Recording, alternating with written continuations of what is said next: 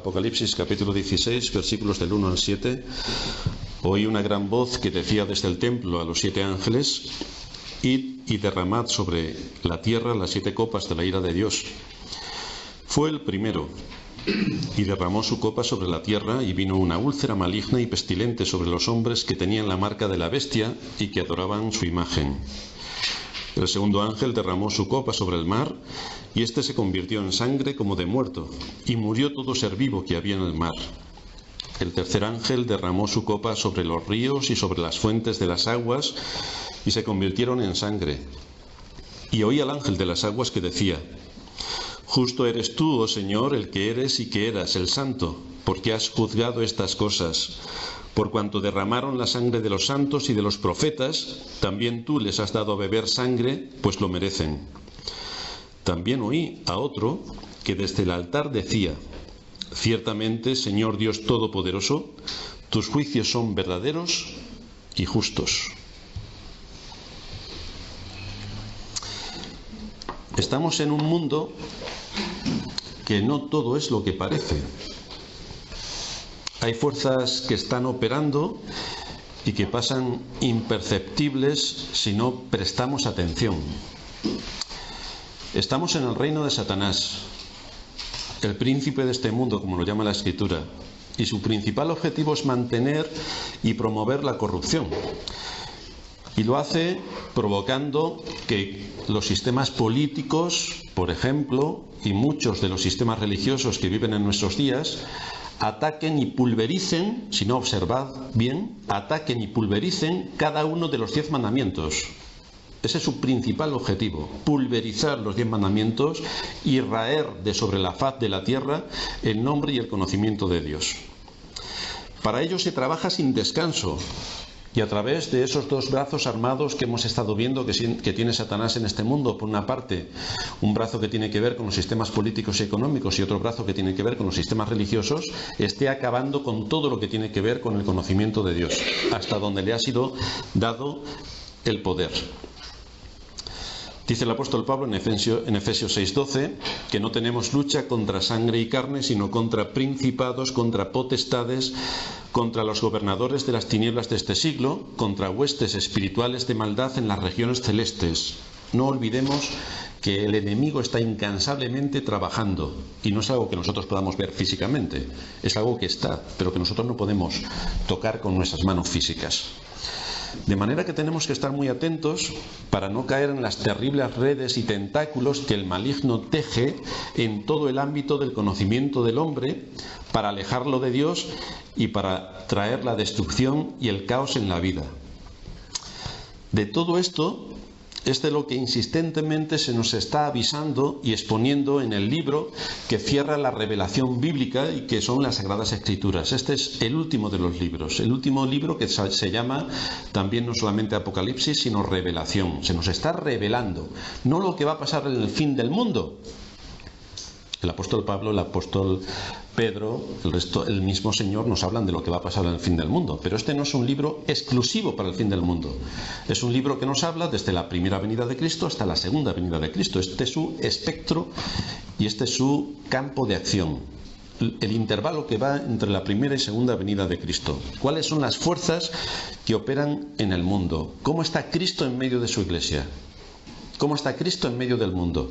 ¿Cómo está la iglesia en medio del mundo? ¿Y qué es lo que pasa en el mundo? Todo esto es lo que nos lleva a analizar el libro de Apocalipsis. Ya dijimos la semana pasada que hay 2 paralelismos en nuestro texto. Por una parte están las plagas de Egipto, a las que hacemos mención y estamos mencionando y utilizando sus textos, y por otra también encontramos un paralelismo con las 7 trompetas que aparecen en los capítulos 8 y 9 de este libro de Apocalipsis.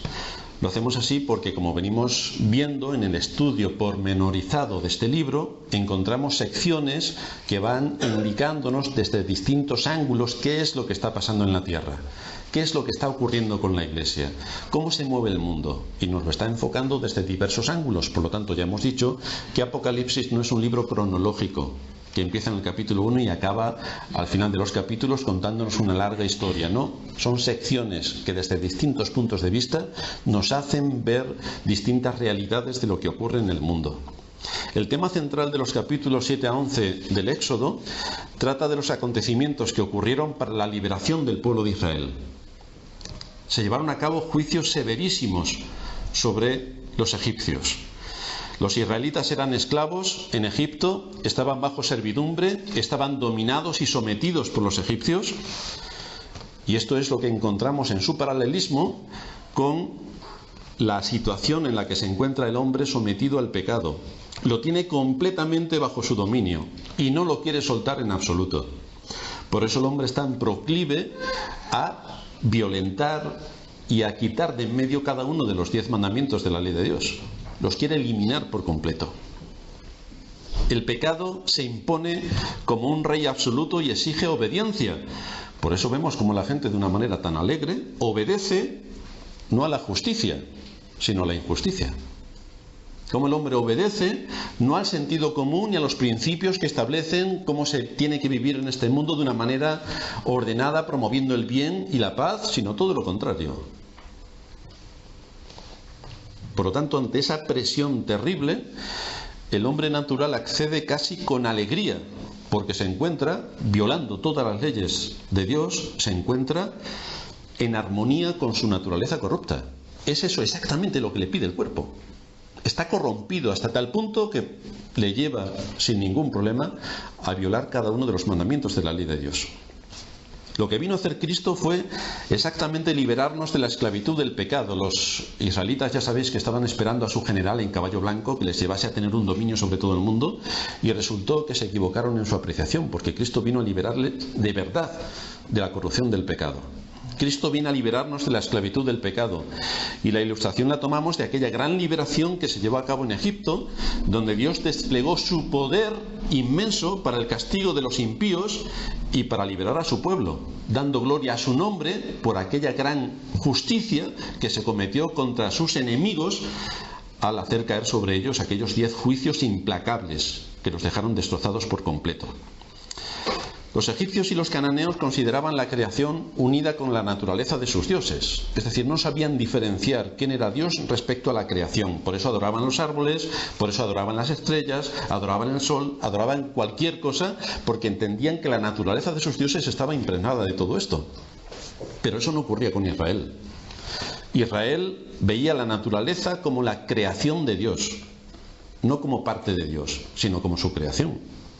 De manera que los hebreos evitaban el peligro de ese panteísmo que se ha generalizado casi en todas las religiones, el cual igualaba a Dios con la creación, como hacían los egipcios. Y evitaban también, decíamos la semana pasada, el deísmo, que niega que Dios gobierne y haga su voluntad sobre el mundo que ha creado. Porque es así lo que nos muestra la Escritura. Dios hace su voluntad en el cielo y en la tierra. Las plagas de Egipto fueron, por tanto, más que simples juicios contra un faraón que estaba obstinado en mantener su posición. Fueron actos de justicia contra todos los dioses de Egipto, a quienes ellos idolatraban, para demostrar de esta manera quién era el verdadero Dios. ¿Quién lleva la razón en lo que estamos hablando? Dios entonces envía sus juicios para hacerle pensar al hombre.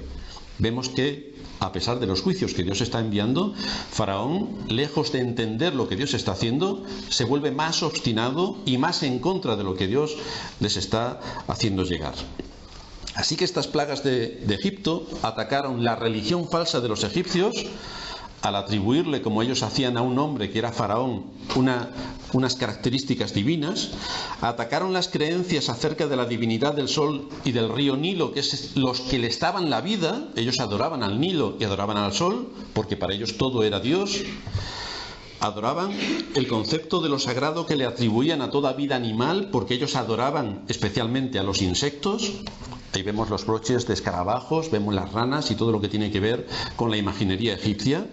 Por lo tanto, las plagas fueron demostraciones de la soberanía de Dios sobre la historia, sobre la creación y sobre todos los hombres. Realmente fue un juicio severísimo contra el pueblo egipcio por su idolatría. Las copas de la ira que aparecen aquí en el libro de Apocalipsis, con sus plagas, no están en el mismo orden que aparecen en Éxodo, pero nos muestran el mismo impacto y el mismo principio en la vida de los hombres. El hombre no quiere creer, el hombre es idólatra, juicios. el hombre sigue obstinado y sigue sin creer y sigue en su idolatría, más juicios. Que persiste, más juicios, hasta que llegue el juicio final. Que es lo que ocurre en Egipto cuando llegó la décima de las plagas, la muerte de los primogénitos. La semana pasada pudimos ver la primera copa y veíamos cómo traía el mal sobre la tierra, lo cual nos llevó en su paralelo a la plaga que hablaba de las úlceras en Egipto. Nos dice al inicio de este capítulo 16 de Apocalipsis que fue el primer ángel y derramó su copa sobre la tierra y vino una úlcera maligna y pestilente sobre los hombres que tenían la marca de la bestia y que adoraban su imagen. La relacionábamos con la sexta plaga de Egipto y decíamos que esta plaga provocó una desorganización total del gobierno, de la vida económica y de la vida religiosa, porque nadie podía cumplir sus funciones dentro de la estructura del Estado y de la sociedad, estando enfermos como estaban con aquellas plagas de úlceras pestilentes. Iba dirigida directamente contra el dios egipcio Imhotep, que era el dios de la medicina. ¿Vosotros no tenéis un dios que es el dios de vuestra medicina? Pues a ver si os cura. Y precisamente su dios no pudo hacer nada contra la palabra del Dios creador, que envió úlceras pestilentes al pueblo de Egipto. Todos sus conocimientos fueron inútiles el día que vino sobre ellos el juicio de Dios. Hoy seguimos estudiando el texto y llegamos a la segunda y tercera de las copas que vamos a estudiar en esta mañana. Nos dice el versículo 3 que el segundo ángel derramó su copa sobre el mar y este se convirtió en sangre como de muerto y murió todo ser vivo que había en el mar. La segunda copa. El juicio que trae estas segunda y tercera copas convierte todo el agua en sangre, tanto de los mares como de los ríos, como de los estanques, como de los afluentes, absolutamente todo.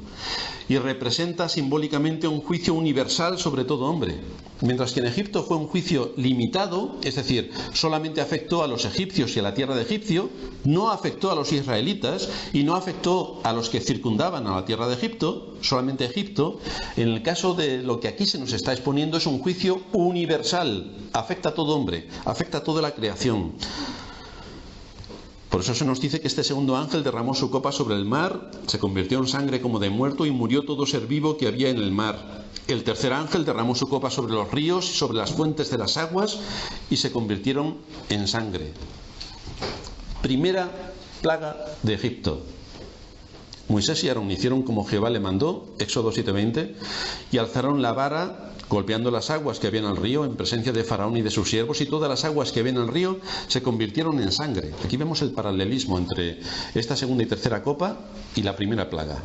Asimismo los peces que había en el río murieron y el río se corrompió tanto que los egipcios no podían beber de él, y hubo sangre por toda la tierra de Egipto. La primera de las plagas de Egipto, que es esta de la sangre, tuvo su impacto en el dios Khnum. Su nombre significa creador y se le llama Señor del agua fresca. Era el dios del que dependían las crecidas del Nilo. Era el dios que les daba la vida. El agua hecha sangre supuso que el Nilo, la fuente de su vida, la fuente de su riqueza, la fuente de su economía, la fuente de su progreso, la fuente de su potencia y de su poder, quedó completamente aniquilada. Y llegó a ser lo que a ellos les daba la vida, el poder y la grandeza, llegó a ser un instrumento de juicio y un instrumento de muerte.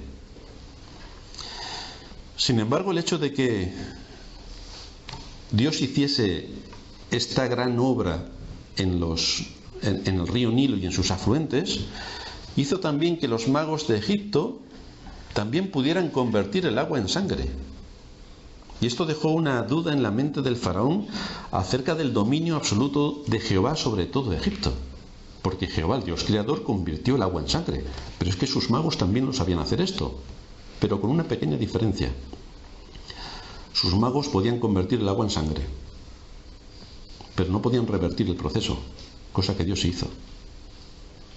Por lo tanto, lo que los magos aparentemente, ese es el espíritu engañoso, pueden hacer igual que Dios, resulta que tiene unos límites, y es que no pueden tener el mismo poder para revertir el proceso de corrupción. Son muy buenos corrompiendo, pero son inútiles sanando. Este es el poder engañoso que encontramos en los sistemas políticos y en los sistemas religiosos falsos, que corrompen hasta la médula absolutamente todo lo que tocan y luego son incapaces de dar la vida como se pretende. Si hacemos un paralelo con la segunda trompeta, encontramos el texto que se nos narra en Apocalipsis 8:8, que está en conexión con esta segunda y tercera plaga. Se nos dice que el segundo ángel tocó la trompeta y como una gran montaña ardiendo en fuego fue precipitada en el mar, y la tercera parte del mar se convirtió en sangre, y murió la tercera parte de los seres vivientes que estaban en el mar, y la tercera parte de las naves fue destruidas. Y la interpretación simbólica que veíamos es que Dios gobierna sobre el mar en el sentido de que gobierna sobre la inmensa humanidad, una masa de personas sobre las que Dios trae sus juicios. En el texto del capítulo 8 se nos dice que una montaña cae sobre el mar y hace que se convierta la tercera parte en sangre. En la copa que ahora estamos tratando no es la tercera parte, es la totalidad. Es un juicio universal. Y esto de que se convierta todo en sangre nos muestra que va a haber y que hay y que ha habido revueltas, enfrentamientos que producen derramamiento de sangre, porque hay muchos muertos. Esto supone el caos de cualquier economía y hace inviable que cualquier sociedad pueda prosperar. Esto es de lo que nos está avisando. Es exactamente así como quedó Egipto, y esas son las consecuencias de los juicios que Dios trae sobre las naciones. Lo trajo sobre Egipto. Pero si el hombre persiste en su pecado y mantener su posición de desobediencia delante de sus mandamientos, este es el resultado que obtiene. Los juicios de Dios uno tras otro en constante incremento, en constante aumento. Si estudiamos un poco la historia de los distintos países que nos envuelven, veremos que esto se repite continuamente. Pero aún así, a pesar de ver cómo es la historia de los países que cuando se empiezan a entregar a la idolatría, Dios los castiga con juicios severísimos, el hombre no se vuelve para buscar a Dios. Hace exactamente lo mismo que Faraón. Endurece su corazón y presenta batalla contra Dios. Siguen en su misma obstinación obsesiva y presentan todo tipo de argumentos para quitar a Dios de su trono y para atentar contra todo lo que Dios ha dejado en su palabra. Hay muchos países que en su idolatría siguen sufriendo los juicios de Dios. ¿Por qué África está sumida en una miseria absoluta de alimentos? Porque cogen sus muñequitos y oran a sus muñequitos. Evidentemente sus muñequitos no les pueden dar agua ni el hecho de que los trigos, de que los cereales crezcan. Si ellos no trabajan, difícilmente por muchas oraciones que hagan a sus dioses, estos les van a dar el agua y les van a dar el suministro. Pero ahí siguen. Y por lo tanto los juicios de Dios se siguen incrementando. Ha habido países que eran supuestamente cristianos y que han caído bajo ese mismo juicio. Eran aparentemente cristianos, pero idólatras, como lo es nuestro querido país, infectado por una religión con el nombre de cristiana, pero que es una religión idolátrica y pagana por completo. España ha sido primera potencia mundial durante varios siglos, pero se ha entregado a la idolatría. Y por lo tanto ha sufrido un terrible juicio al perder todas sus tierras descubiertas. ¿Pensaba que sus ídolos le salvarían? Pues ahí tienen los juicios de Dios a lo largo de toda su historia. Juicios que en nuestros días estamos sufriendo por la idolatría y la perversidad en la adoración a Dios. ¿Qué podemos decir de los países hispanos, que están infectados del mismo mal?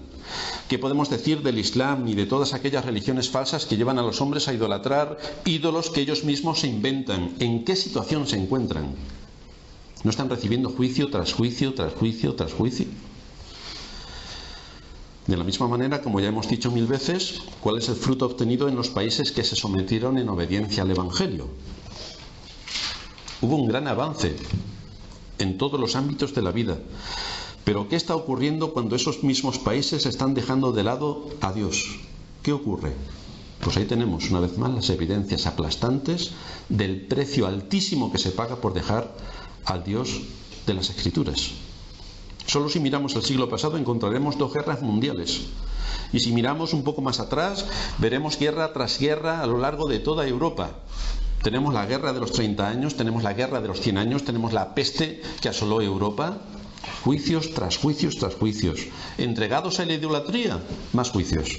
Bueno, pero esto tiene que ver con otras cosas, tiene que ver con los entornos políticos. Sí, pero es que los políticos también son personas, y si en su mente no tienen las cosas en su sitio, si no tienen una mente sana, sino corrompida, evidentemente sus juicios a la hora de dirigir un país estarán corrompidos y por lo tanto llevarán a su país al desastre.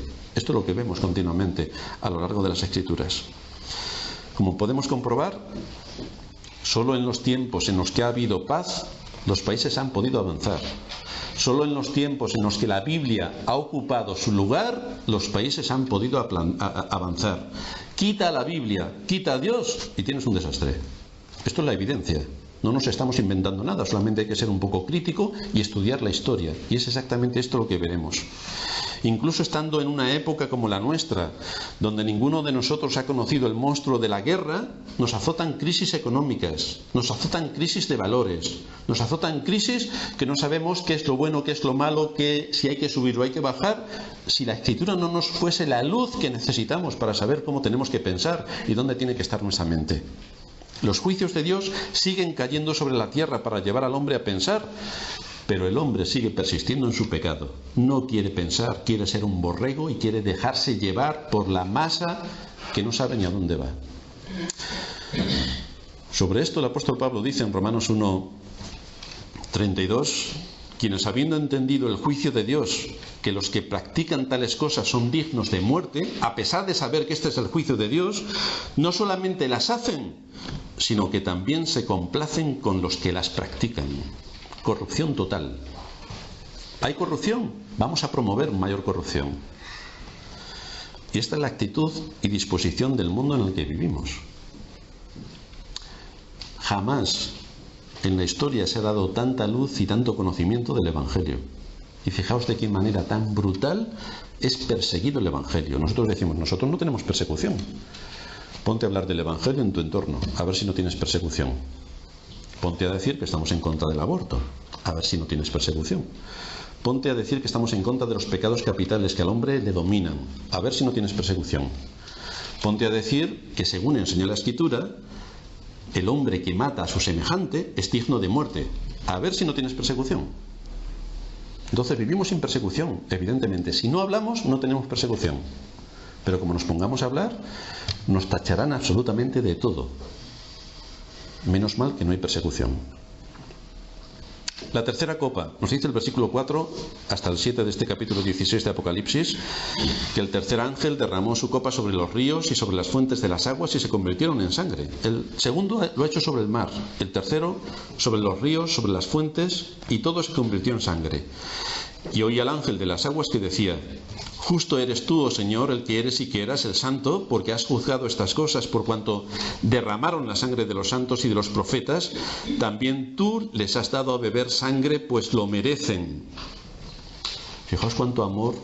Veis que muchos religiosos, muchos evangelicoides muestran amor para con todos, todo rosa, qué bonito es todo, de verdad que fantástico. Pues aquí la Escritura no está hablando precisamente de todo cordialidad y todo bienaventuranza y qué buenos somos todos y todos iremos al cielo, sino que está hablando de aquellos que acabaron con la vida de los santos y de los profetas, que merecen un terrible juicio de Dios. También oía otro que desde el altar decía: ciertamente, Señor Dios Todopoderoso, tus juicios son verdaderos y justos. Esta copa está unida también a la primera de las plagas de Egipto, porque la plaga de Egipto afectó a todas las fuentes, a todos los vasos, a todos los arroyos, absolutamente a todo. No solamente al río Nilo, que era la base fundamental del alimento en Egipto. El Señor en Éxodo 7:19 le dice a Moisés: di a Aarón, toma tu vara y extiende tu mano sobre las aguas de Egipto, sobre sus ríos, sobre sus arroyos, sobre sus estanques y sobre todos sus depósitos de agua, para que se conviertan en sangre y haya sangre por toda la región de Egipto, así en los vasos de madera como en los de piedra. Absolutamente todo. No fue algo que cayó rojo en el río y entonces lo tiñó de rojo, y así vemos la explicación científica de por qué el río era sangre, porque le cayó algo rojo que venía arrastrando de no sé dónde. No, es que los vasos llenos de agua limpia se convirtieron en sangre. Si la palabra de Dios es comparada con ríos de agua viva, la ausencia de la palabra afecta a todas las fuentes del conocimiento. a todas las fuentes de conocimiento. Por eso dice la Escritura que Jehová da la sabiduría y de su boca viene el conocimiento y la inteligencia. Quita a Jehová de en medio y te quitan las fuentes del conocimiento. En Proverbios 9:10 nos dice que el temor de Jehová es el principio de la sabiduría y el conocimiento del Santísimo es la inteligencia. El hombre se cree muy inteligente. Es imposible que sea inteligente sin Dios. Imposible. Por eso está corrompido. Por eso nuestras sociedades están corrompidas. Por eso los sistemas políticos están corrompidos. Y por eso la mayor parte de las religiones están corrompidas. Porque Dios no es el centro. De la misma manera que aquella peña que golpeó a Moisés salió agua viva, nos dice la Escritura que también en Cristo están escondidos todos los tesoros de la sabiduría y del conocimiento. Hay que investigar lo que nos enseña la Escritura respecto a Cristo, porque ahí vamos a encontrar todo lo que necesitamos para nuestra vida. Despreciar la fuente de agua viva es estar abocados a la muerte. Si no hay agua, no hay vida. Y si no hay el agua que solamente Cristo da, es imposible que haya vida. Y así se encuentra el hombre, despreciando a Cristo, pervirtiendo su palabra. Aquellos que dicen creer en Cristo, resulta que pervierten su palabra, la utilizan de una manera completamente manipulada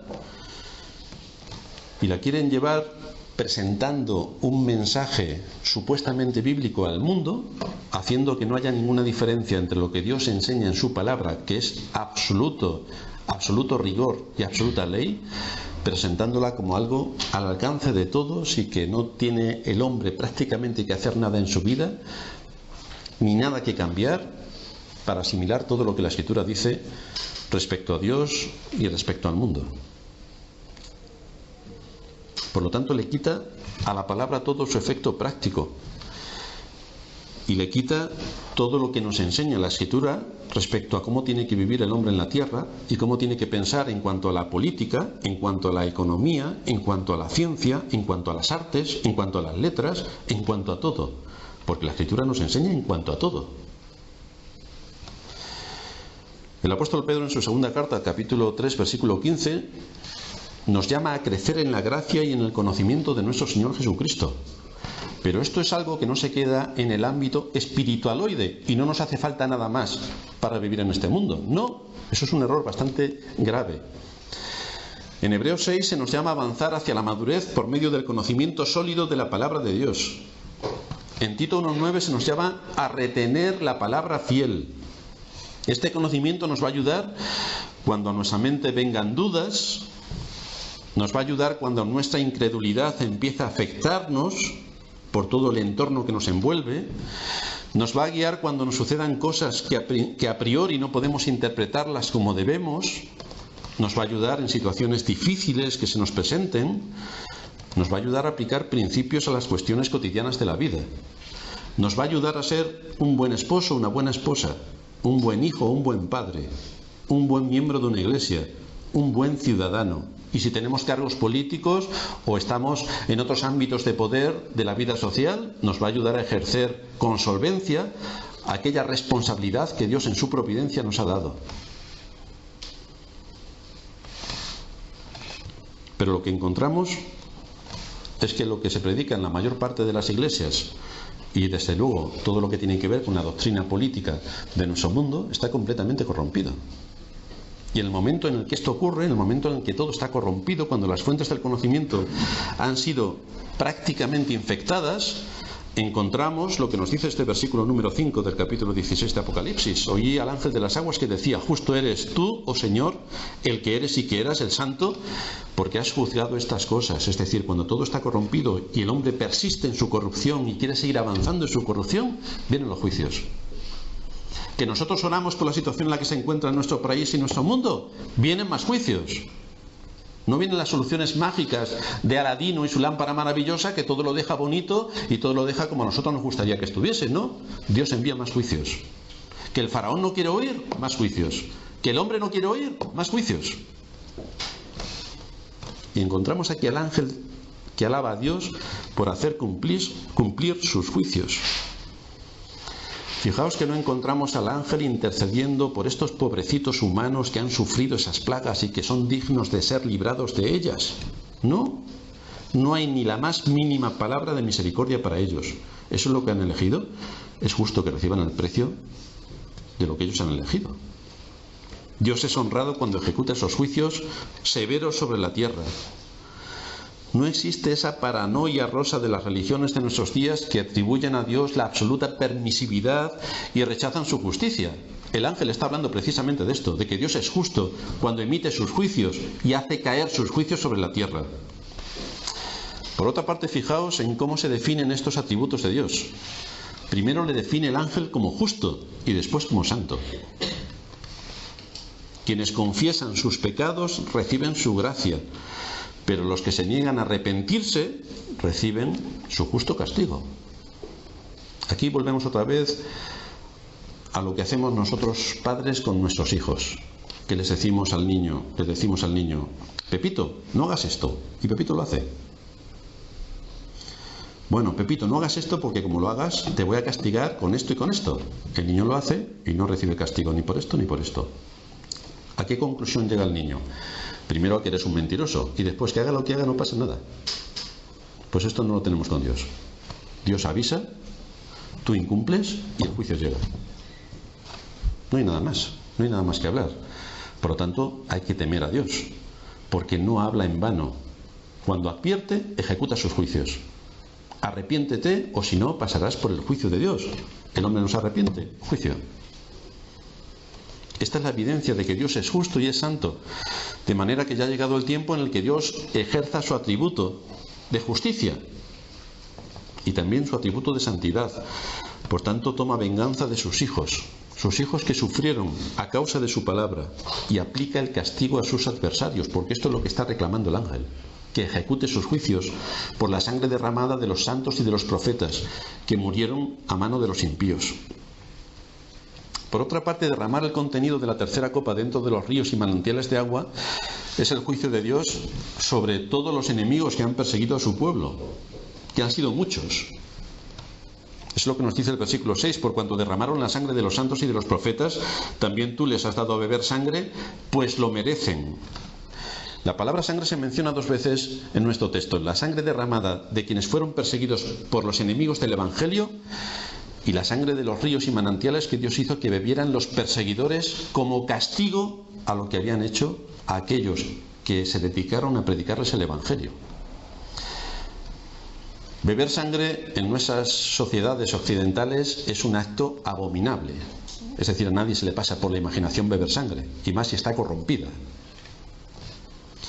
Pero aquí no debemos tomarlo de forma literal, sino en el sentido simbólico al que nos está exponiendo. En el sentido de que el conocimiento de esta gente estaba tan corrompido que mataron a aquellos que no solamente no pensaban como ellos, sino que les traían el verdadero conocimiento que les llevaba a la salvación de sus almas, de manera que aquellos santos y profetas del pasado que les estaban exponiendo el mensaje del Evangelio y les estaban llevando a las fuentes de la vida, fueron los que acabaron siendo asesinados por aquellos a quienes les estaban predicando que se salvasen y obtuviesen el camino de salvación. Este es el mundo en el que vivimos. Un mundo en el que todas las palabras son retorcidas para no querer simbolizar ni decir lo que se está diciendo. Queremos libertad. ¿Os habéis fijado cómo son usadas perversamente las palabras? Vivimos en un país de libertad. ¿Quién diría que no? Pero como estábamos diciendo antes, ni se te ocurra decir que estás en contra del aborto, porque entonces te cae encima la intemerata por todos los partidos políticos. Pero vivimos en un país de libertad, si no hablas. Si no piensas como ellos en todo lo que es la progresía, desde luego más vale que te calles. Pero vivimos en un país de libertad. Hablan de igualdad, pero tú no puedes predicar el Evangelio fuera de estas 4 paredes. Estás completamente marginado. Pero hay igualdad. Igualdad de todos delante de todo, pero no de ti. Hablan de justicia, pero solamente admiten la suya y para ellos. Podemos encontrar una obra de teatro en nuestras carteleras de Madrid que blasfeman el nombre de Dios y nosotros nos tenemos que callar porque eso es libertad de expresión. Y no podemos hacer absolutamente nada para que quiten esa obra de teatro que blasfema el nombre de Dios. Ahora, si nosotros decimos algo que tiene que ver con los principios de las Escrituras, lo quitarán rápidamente porque eso atenta contra la integridad de otras personas. Hablan de tolerancia, pero a ti no te toleran el Evangelio. Impiden su enseñanza bíblica, que tiene que estar al mismo nivel que la enseñanza que dan, que es una filosofía sobre la historia de la evolución, la teoría de la evolución, porque no puede haber también la teoría, entre comillas, de la creación, ¿no? Pero esto es igualdad, todos somos iguales, vivimos en un país libre, vamos a ser tolerantes, pero no para ti. Si eres el mayor de los corruptores y tienes un lenguaje seductor y cara de bueno, es decir, si eres un ángel de luz siendo un mismo demonio, te van a admitir porque eres progresista, porque vas con la onda y con la moda del momento. Pero si mantienes firmes los principios del Evangelio, tú eres un talibán, por lo tanto mereces estar en el mayor de los calabozos, en el lugar más profundo. Esto ha ocurrido a lo largo de la historia desde la muerte de Esteban, el primer mártir. En diversos conflictos los creyentes se han visto abocados a la muerte y como consecuencia de la situación en la que han acabado por hablar y por defender el Evangelio en medio de una sociedad hostil, el clamor de los que han muerto por el Evangelio sube delante de Dios y encuentra respuesta en los juicios que Dios envía sobre la tierra. Sigue diciendo nuestro texto que también oí otro que desde el altar decía: ciertamente, Señor Dios Todopoderoso, tus juicios son verdaderos y justos. El término altar en nuestro texto podemos identificarlo con el lugar desde donde las almas de los mártires clamaron pidiendo justicia y Dios escuchó sus peticiones y atrajo juicios sobre la humanidad. En la escena que ya vimos en otra sección de esta gran carta, en el capítulo 6, versículo 10, leíamos: por cuánto tiempo, Señor soberano, santo y verdadero, no juzgarás y vengarás nuestra sangre sobre quienes moran en la tierra. ¿Cuándo ejecutarás tus juicios y tu justicia sobre todos aquellos que fueron en contra del Evangelio y llevaron a tantos a la muerte? Dios escuchó sus peticiones y ejecutó sus juicios. Ahora que el Señor Dios Todopoderoso ha respondido a estas súplicas, lo que hacen es prorrumpir en alabanzas, diciendo: ciertamente, Señor, Dios Todopoderoso, tus juicios son verdaderos y justos. Has llevado a cabo tus juicios sobre toda la tierra, sobre todas las naciones, sobre todo hombre. Estás emitiendo tus juicios y estás ejecutando tus juicios sobre todos los países.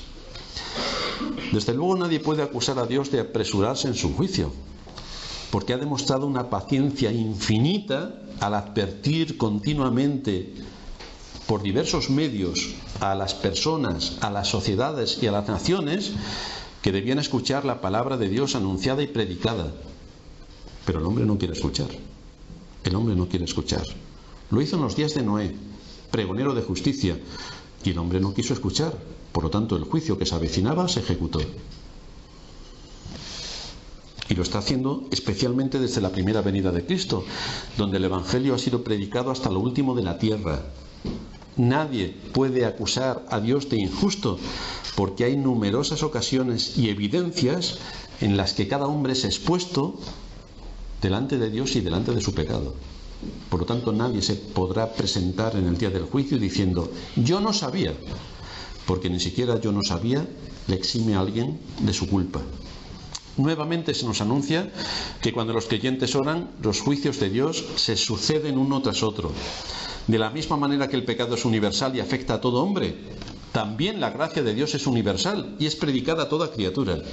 En la proclamación de este Evangelio, a lo largo de los siglos, desde la primera venida de Cristo, ha habido muchísimas bajas. Muchos han muerto por defender el Evangelio y por predicar el Evangelio. Muchos de los que han sido transmisores de esta gracia han muerto a manos de aquellos a quienes querían salvar de una condenación segura. Y lo que nos está comunicando esta gran carta es que su sangre no quedará impune. No quedará impune. Dios tomará venganza de sus enemigos y hará justicia de aquellos creyentes que murieron a manos de sus enemigos. La fuente verdadera de la que ellos no quisieron beber será precisamente por la que les vendrá el juicio, la condenación y la muerte. Beberán su sangre. Respecto a la tercera trompeta del texto de Apocalipsis, decía Ramsey, lo decíamos en su día cuando predicábamos sobre ese texto, los ríos y las fuentes incluyen las aguas potables de la tierra, de la cual depende la fertilidad y la habitabilidad de la tierra. Y por supuesto, estas deben simbolizar todas las fuentes de la vida en la tierra: la influencia familiar, la enseñanza, la educación, los efectos naturales entre los hombres, los principios de cortesía, la confianza, todas las cosas que traen seguridad a la vida social y que dan vitalidad y seguridad al hombre. Todo esto se ve afectado, porque está corrompido. Por esto seguimos viendo que todo es aceptado en este mundo menos la Biblia. La Biblia es el libro despreciable. Las fuentes de donde el hombre obtiene el conocimiento y la sabiduría en este mundo están completamente corrompidas. Por eso no es extraño ver de qué manera los hombres actúan como animales irracionales, tomando decisiones tanto a nivel personal como en medio de las sociedades y países en los que nos movemos. Son decisiones irracionales por completo.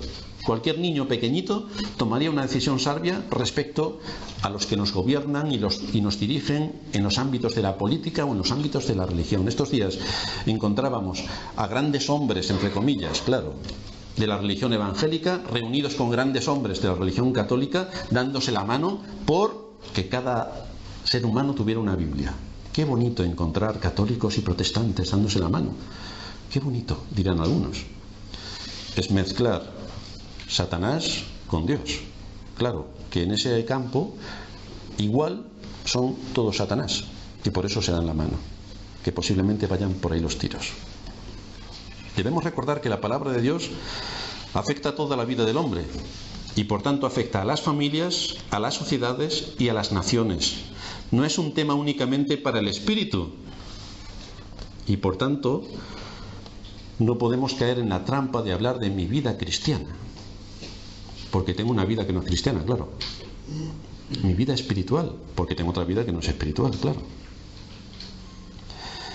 Es una trampa bastante sutil del enemigo, que quiere que separemos la palabra de Dios para un aspecto de nuestra vida, que es la vida cristiana, que se queda aparte, claro, es el domingo de 11 a 12, luego de 12 a 1, y ya está.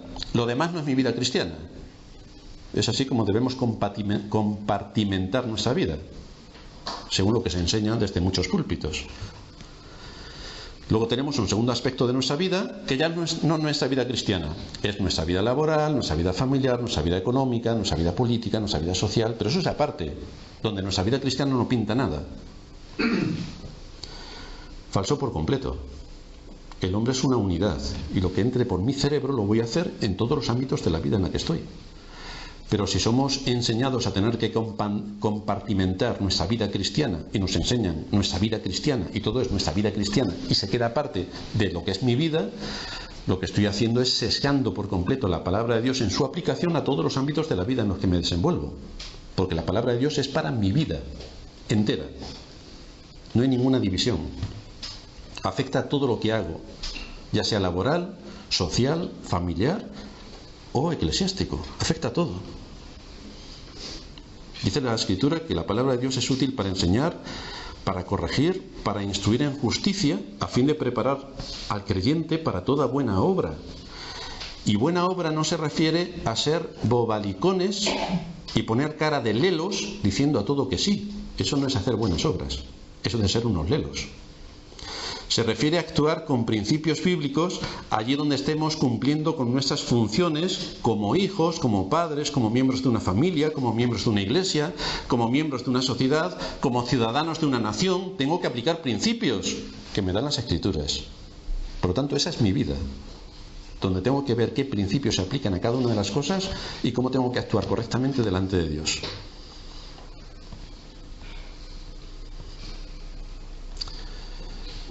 Debemos discernir, por lo tanto, lo que ocurre a lo largo de la historia, porque esto nos llevará a unir nuestra voz en alabanza a aquel ángel que decía: ciertamente, Señor Dios Todopoderoso, tus juicios son verdaderos y justos.